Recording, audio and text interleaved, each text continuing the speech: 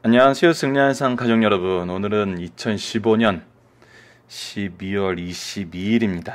예. 벌써 22일이 됐네요. 오랫동안 승리한상 강좌가 진행되지 못한 점 사과의 말씀드리고요.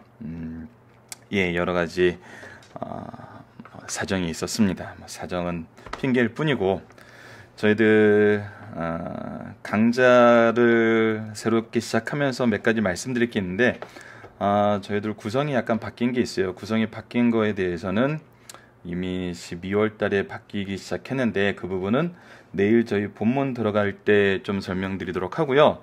승리한 삶 이번에 12월부터 다음 내년 3월까지 저희들이 마태복음을 시작합니다. 특히 지금 요나서 말씀을 지난주까지 살펴봤고요.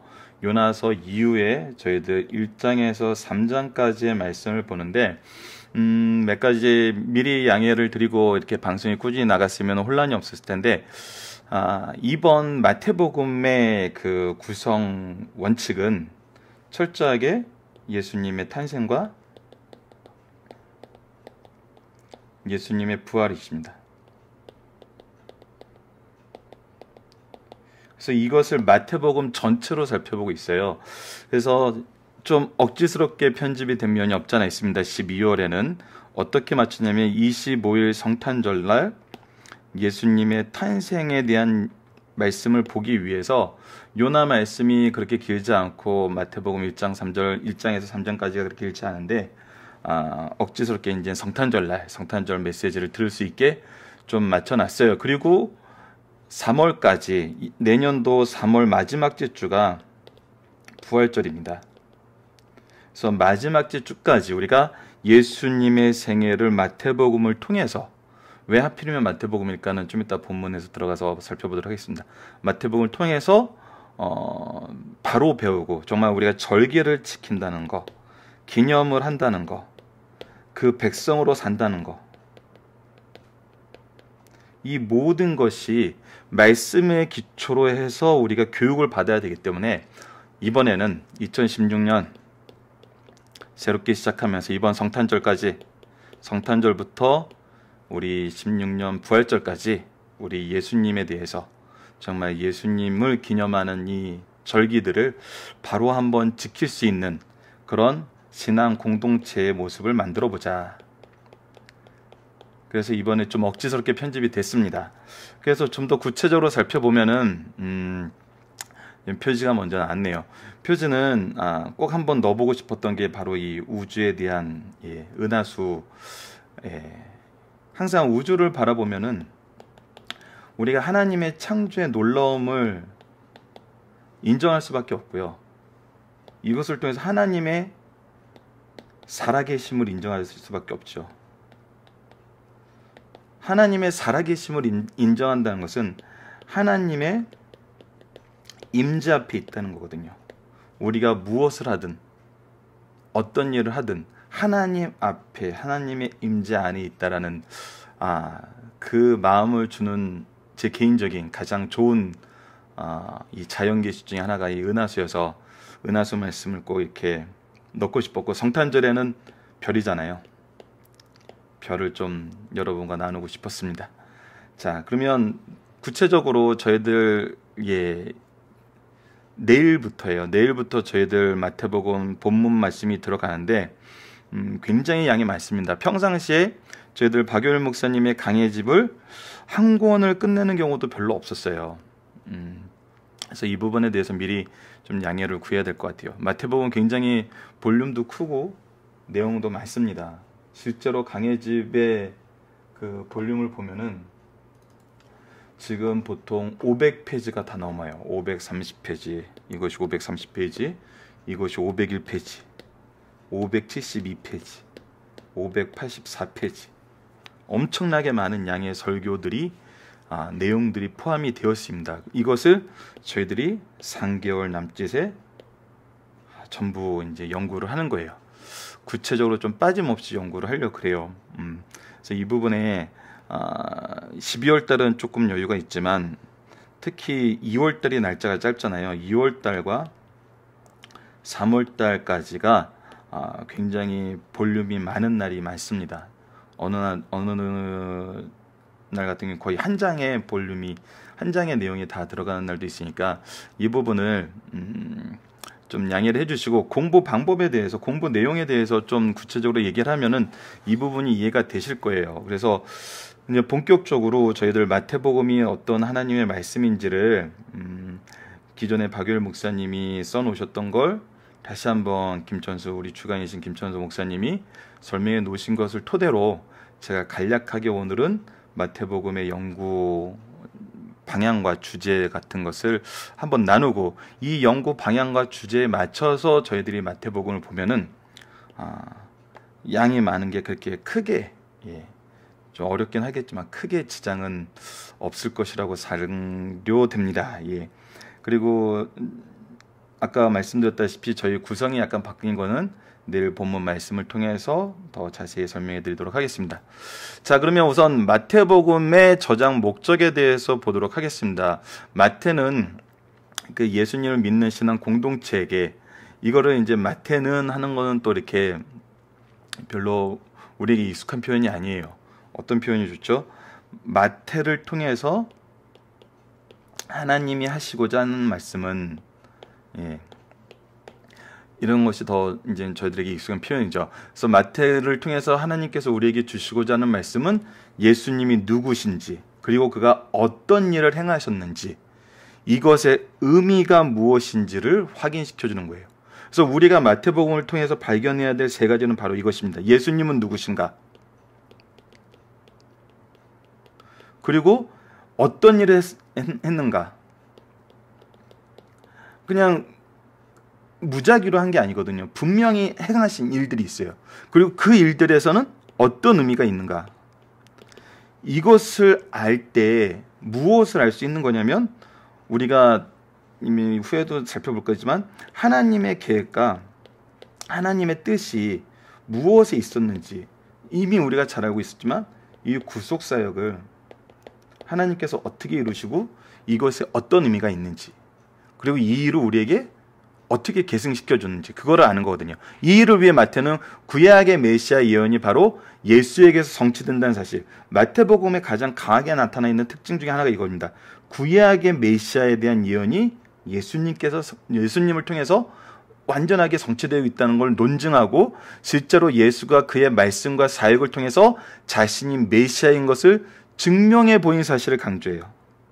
무엇을 했냐면, 구약의 예언이 어떻게 예수님을 통해서 온전히 성취되었고, 예수님이 또한 그의 말씀과 사역을 통해서 항상 무엇을 보여줬다?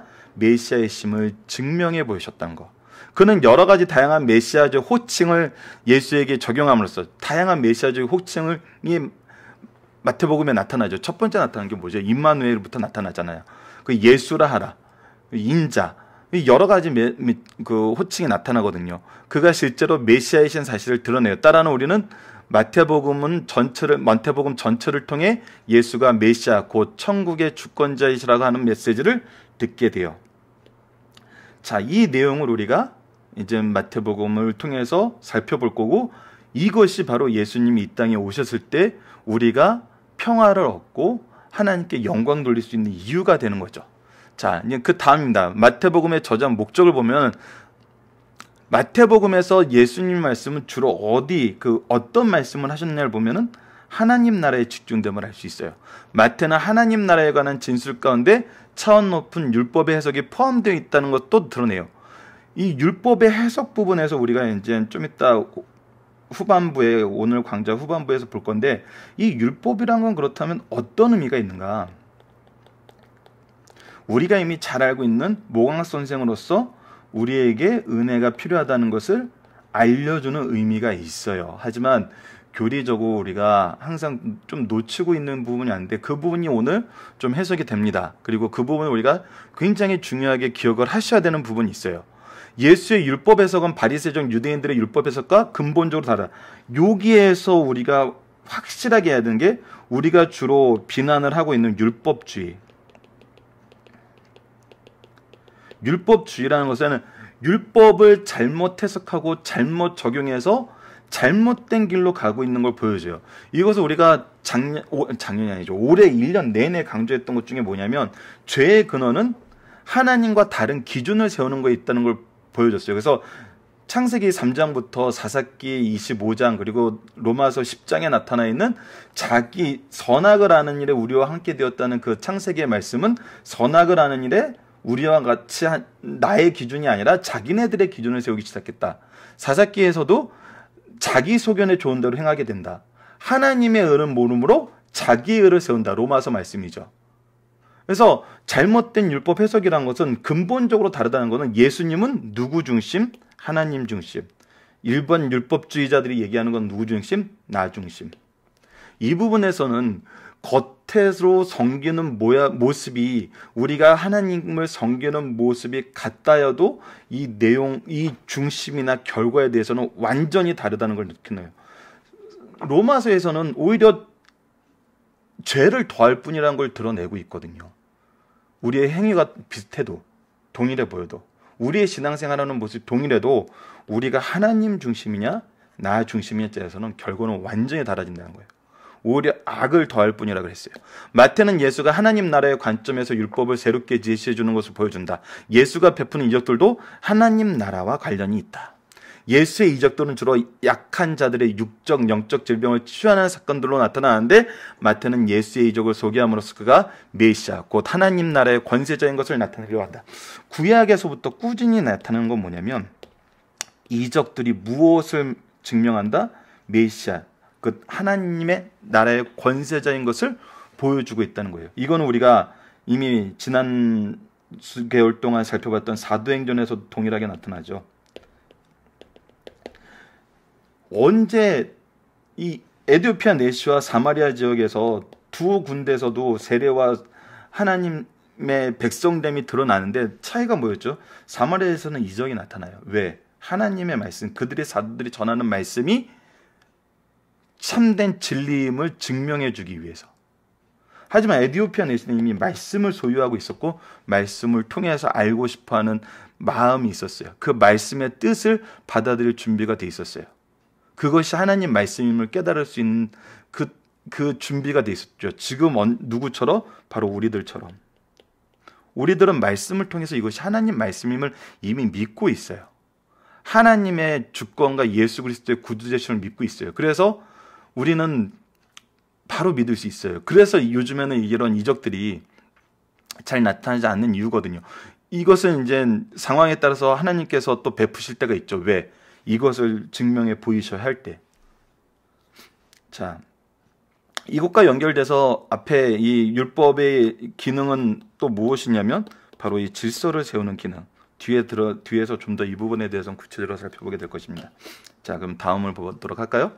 마태복음의 구조를 보도록 할게요. 자, 이 구조에 대해서 이제 아직도 이해가 좀 어려운 부분이 있어요. 솔직히 좀 힘들어요. 왜 힘드냐면 구조를 본다는 것은 말씀 전체를 꿰뚫고 있다는 거거든요. 정말 꿰고 있다는 거예요. 이 말씀이 무엇을 주기 위한 말씀인지 그 말씀의 중심을 정확하게 가지고 그 말씀을 가지고 자행자지 않고 자기 마음대로 해석하지 않고 정말 하나님이 가르쳐주는 본 뜻을 아는 거거든요. 우리 승리하는 삶 가족 여러분들도 이미 여러 번 경험하셨잖아요. 우리가 특히 박열 목사님이 그 담임하시는 강성교회 출석하시는 분들은 알고 계시죠. 연속 강해 설교를 해서 이 말씀이 뭐 마태복음이라 그러면 마태복음이 연속 강해 설교로 새벽 예배나 뭐 오전 예배 혹은 수요 예배나 오전 예배로 연결될 때 그 예배들은 빠지지 않고 처음부터 끝까지 말씀 전체를 한번 상고해보는 기간을 갖자 했을 때 뭐 마태복음 같은 경우는 거의 불가능했고 짧은 뭐 이렇게 유다서나 빌레몬서 같은 경우도 때로는 이걸 힘들어하는 경우가 많았었잖아요. 이것처럼 우리가 듣는 것도 힘든데 공부를 한다는데 그 전체적인 의미를 깨뚫고 있다는 것은 정말 어려운 부분이거든요. 하지만 중요한 것은 우리가 이것을 가르쳐주는 틀을 지금 만들어가고 있다는 거예요. 우리가 승리하는 삶을 통해서 이 틀을 만들어가면서 우리가 말씀을 좀 더 하나님이 우리에게 주시고자 하시는 원뜻에 맞춰서 해석하고 그것을 통해서 정말 알아야 되는 참된 의미를 발견한다는 거예요.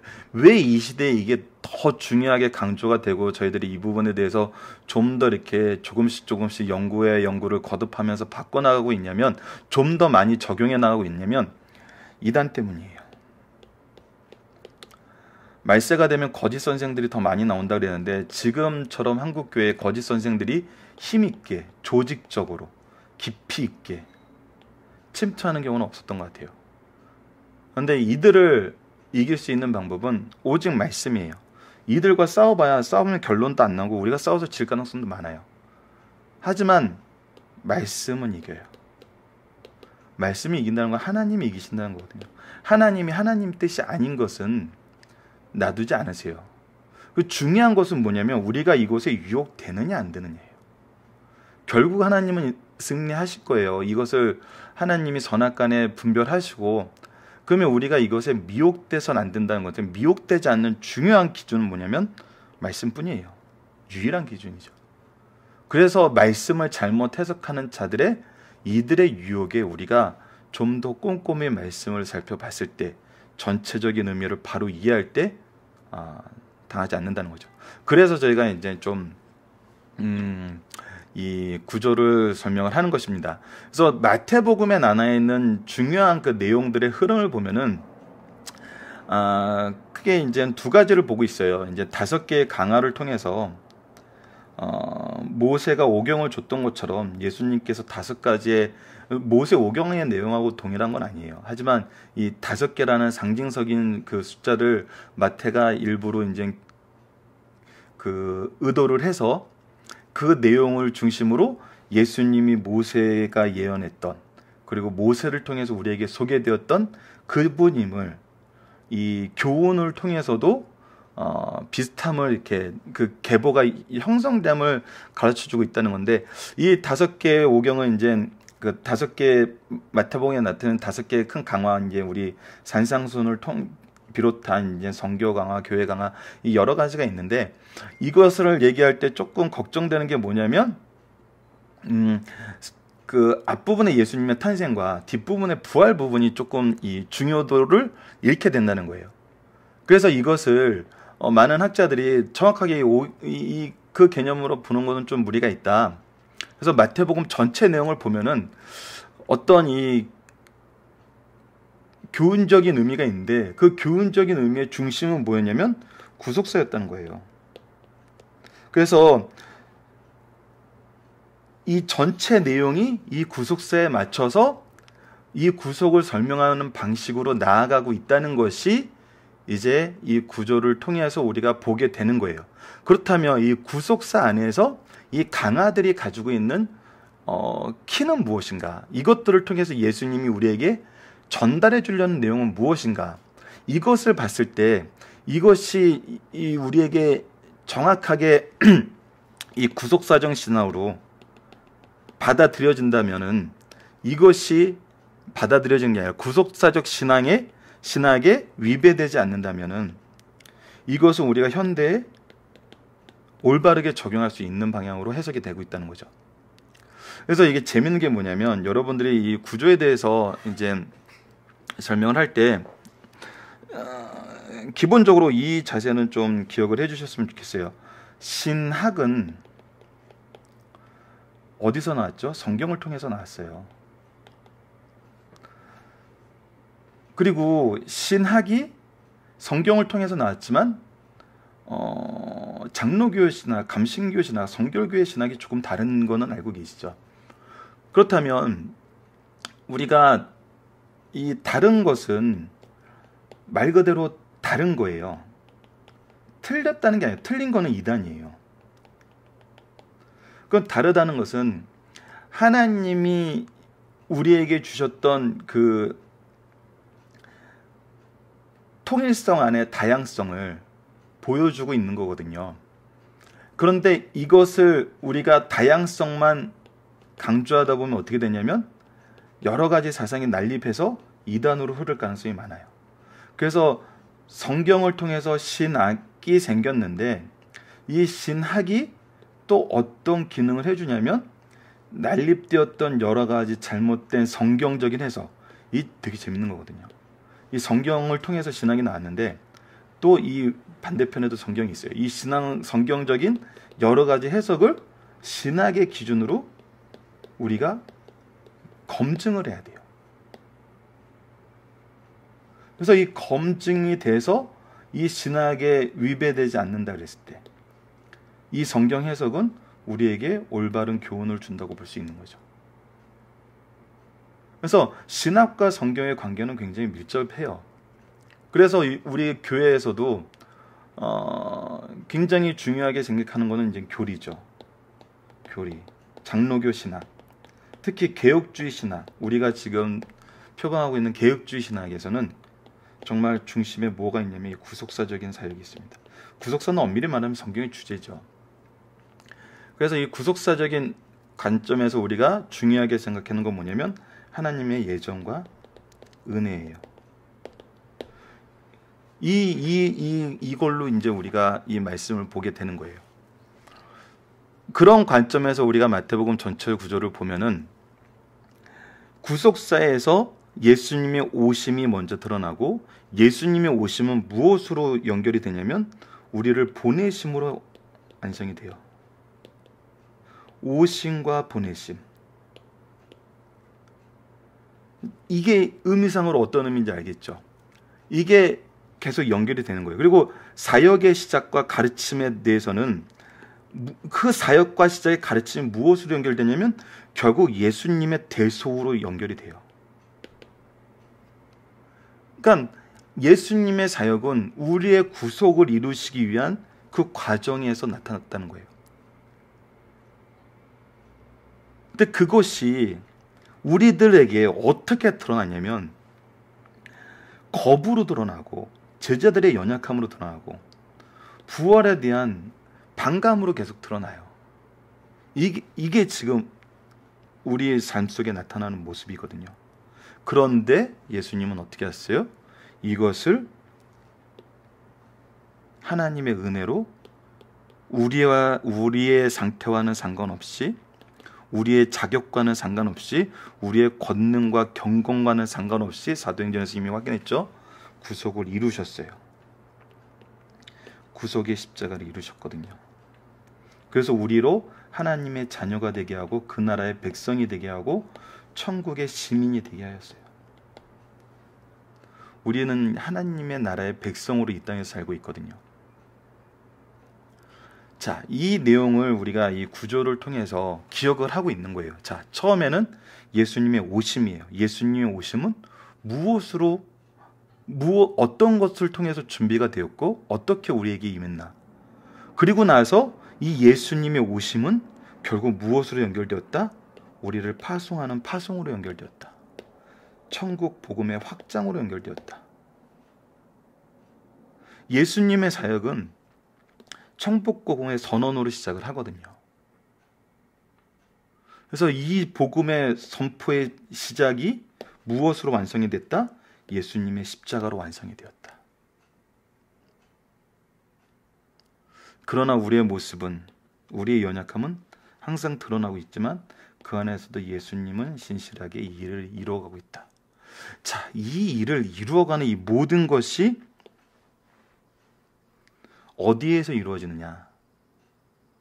그거는 성경 전체에서 얘기한 것처럼 정한 시간, 정한 장소, 정한 순서에 따라서 이루어지는 하나님과의 교제인 예배를 통해, 즉 신앙 공동체인 교회를 통해서 이것들이 실현되고 있다는 거예요.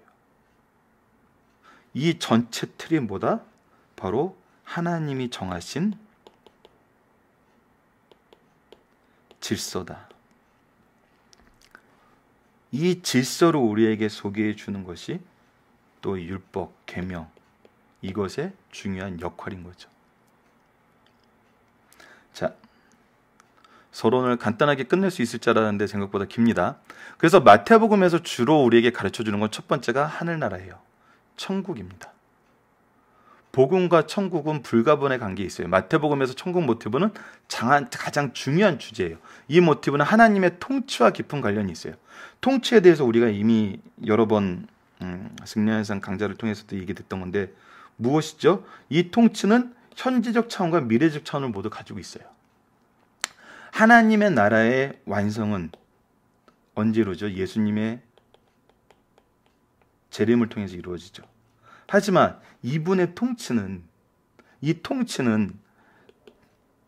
창조 때부터 계속 되어 왔어요. 중요한 건 뭐냐면 이 통치를 인정하고 의지하고 사느냐, 불인정하고 거부하고 사느냐예요.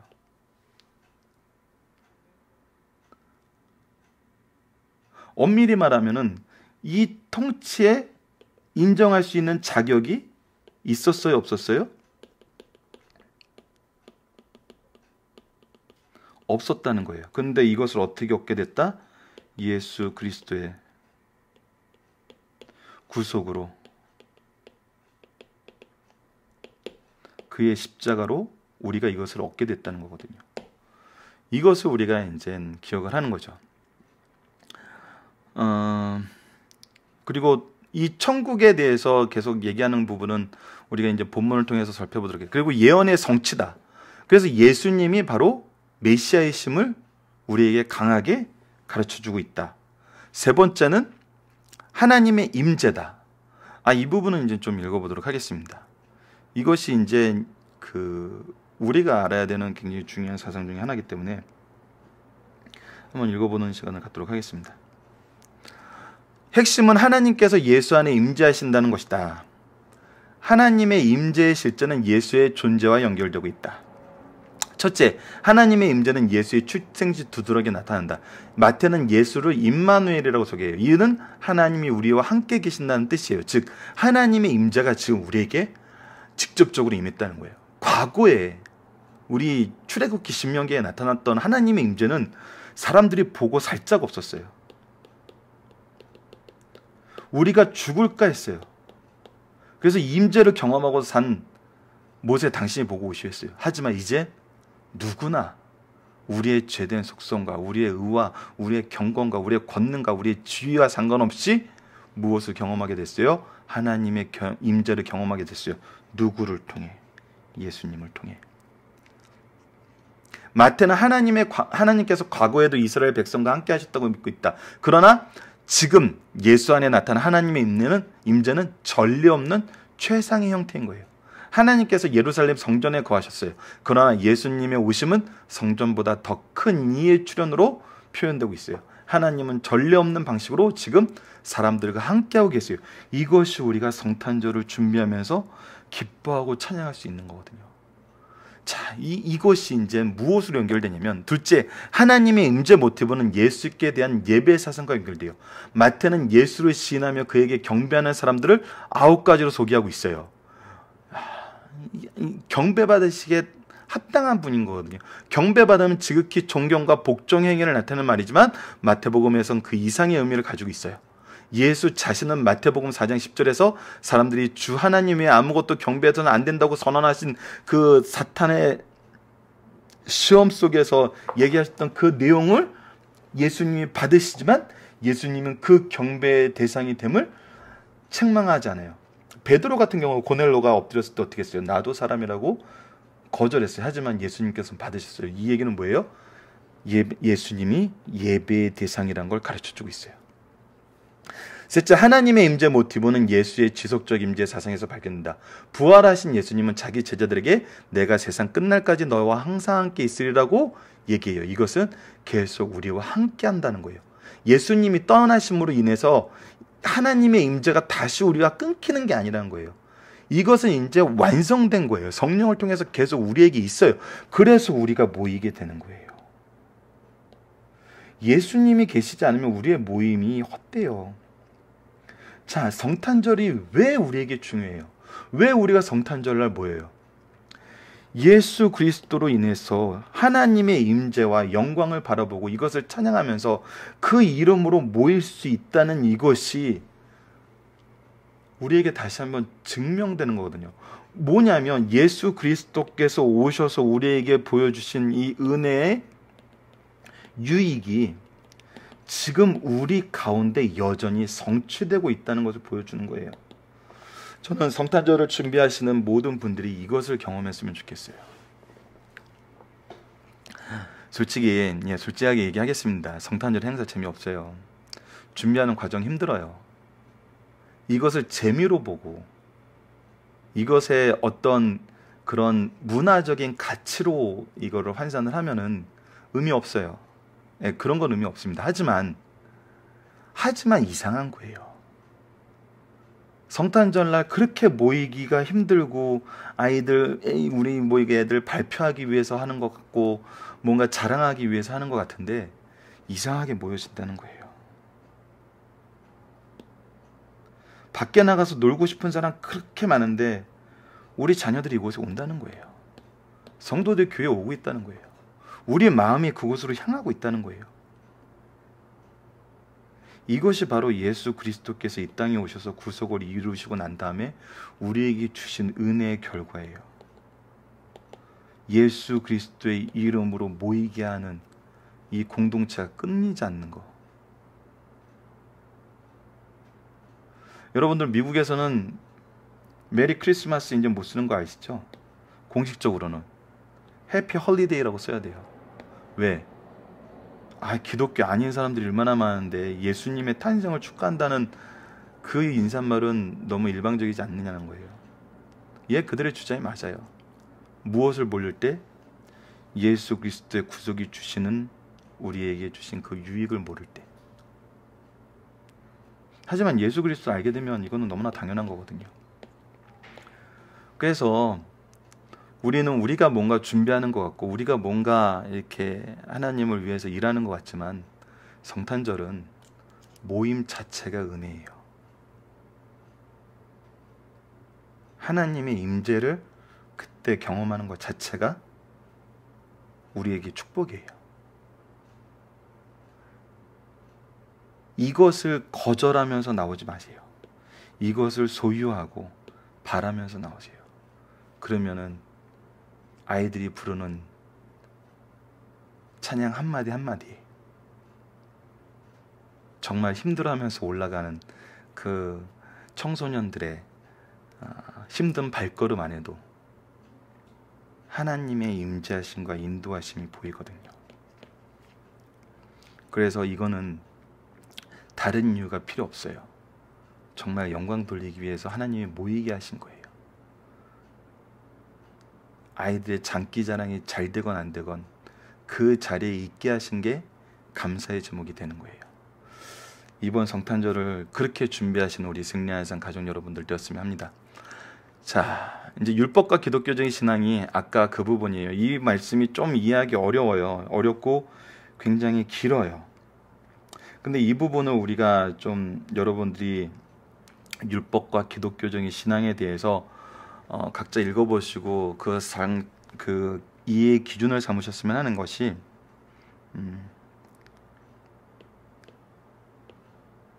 하나님께서는 율법을 통해서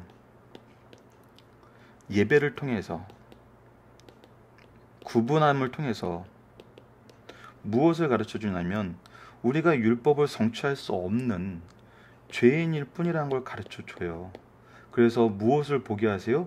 오직 예수 그리스도의 은혜만 보게 하세요. 그렇다고 율법이 소용없게 완전 필요 없게 우리가 빼버려도 되는 건 아니에요. 승리한 삶 발행이신 박윤호 목사님도 자주 가르치시던 거죠. 모세의 법들이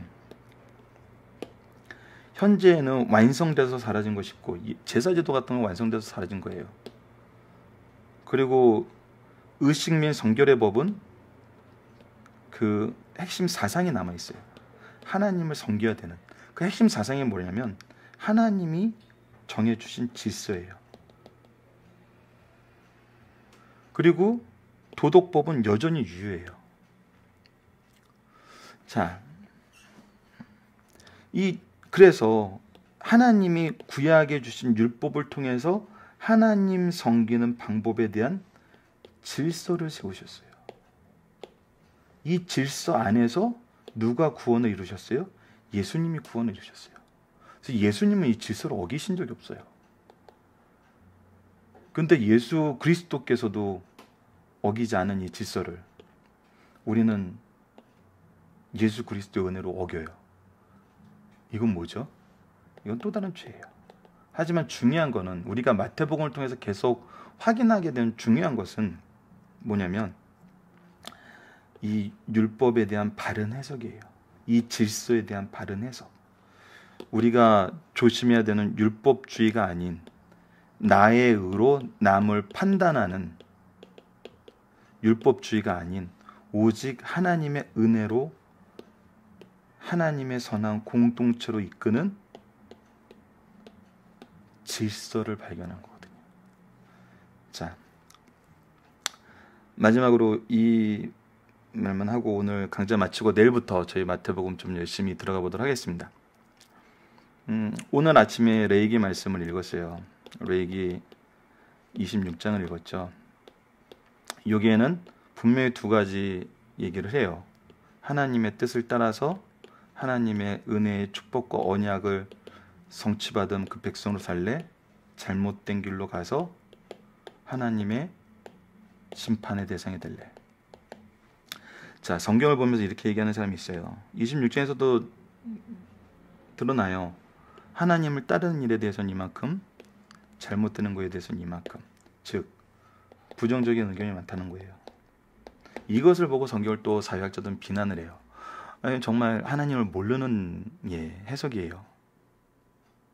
자, 여러분, 우선 첫 번째로 하라는 거예요. 두 낫이에요. 우리가 포커스를 맞추는 건 두예요.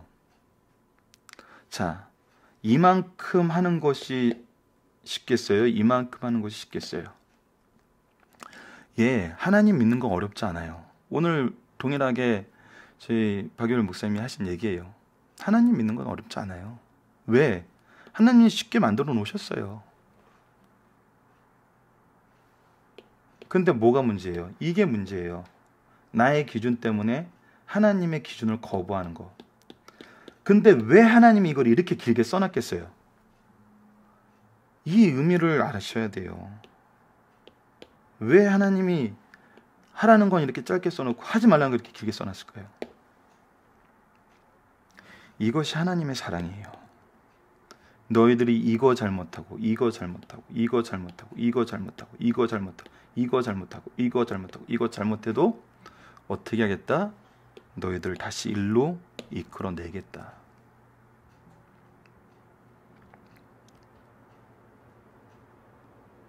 왜? 이 상태에 놔두면 안 되니까.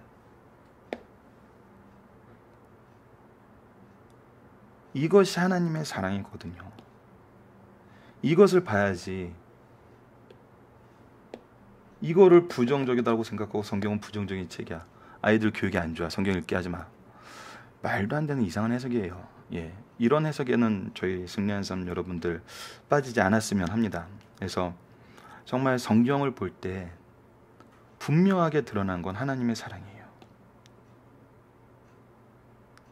그리고 이 사랑에 기초한 하나님의 은혜예요. 이 은혜의 완성이 십자가예요. 야, 너희들이 이곳에서 못 태어나고 있잖아. 근데 나 포기하지 않고 예수 그리스도의 십자가로 너희들을 단번에 이쪽으로 보내준 거예요. 이것을 우리가 마태복음에서 확인할 겁니다. 마태복음을 확인할 때 저희들이 두 가지 포커스를 뒀어요. 첫 번째는 예수 그리스도의 십자가의 대속이 우리에게 주는 유익이에요. 이것을 확인하는 시간을 3달 동안 가질 겁니다. 두 번째는 교회예요. 특히 지도자에게는 목회일 것이고 성도들에게는 교회에서의 신앙이죠. 신앙생활. 목회와 신앙생활의 중심이 무엇이어야 되는지. 예수님의 3년의 공생에는 예수님의 목회사역이라고 봐도 무방해요. 그래서 예수님은 이 목회사역의 중점이 뭐였고, 이것을 통해서 제자들이 얻었던 신앙생활의 중심은 뭐였는지 이것을 보는 것을 저희들이 세 달 동안 중심으로 삼겠도록 하겠습니다. 예, 오랜만에 강좌에서 굉장히 장시간이 되었는데 내일부터는 데일리 렉처로 조금씩 더 간단하게 소개하면서 저희들 이 승리하는 상 강좌를 다시 한번 힘차게 시작하도록 하겠습니다. 감사합니다.